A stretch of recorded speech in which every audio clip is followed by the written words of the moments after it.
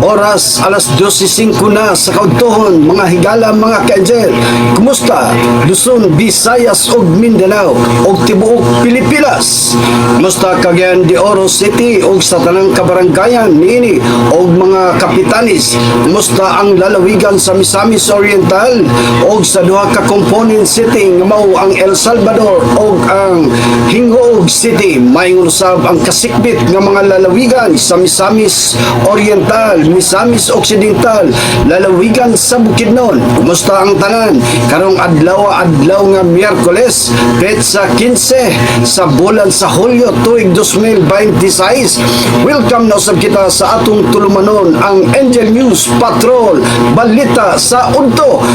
Kinino sa bang inyong alagad sa kanginan Edgar Ferrolino nga may magpabuhagay sa labas nga mga balita karong udtuha sa ngalan sa katiguang pwersa sa Angel Broadcasting Online Streaming Services nga naguna nga membro sa Philippine Online Broadcaster Association (CONPUBA) og membro sa kita sa Philippine Association of Broadcaster and Communication Media (CONPHIL-ARCOM).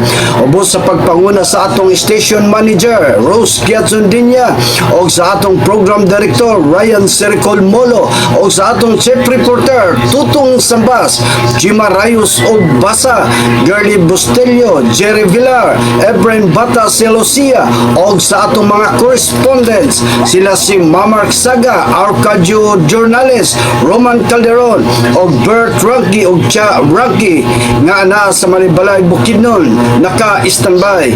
Mayon kay Sin Sulugan ang atong news writer, siya usab ang news editor sa Binta Birada sa Lucas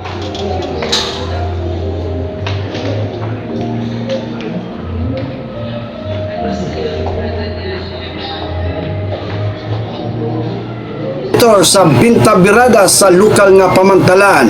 Bino mga higala, dili kita maglangan og oras ato nang ipabuhagay ang mga headlines karong udtuha. Mao kini ang atong mga headlines, mga ka-angel.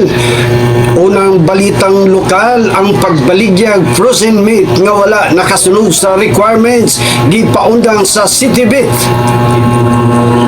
Ikaduhang headlines sa balitang lokal, Northern Mindanao milunsad og Regional Road Safety Action Plan. Alaw sa National News headlines, Dr. Puhalti bagong DOH Secretary. Alang sa international headlines, Trump admin naglunsad o kampanya aron ibulag ang bungkagon ang ICC. Sa balitang sports headlines, Alex Yala dili sumhan nga i-represent ang Pilipinas sa mga international tournament.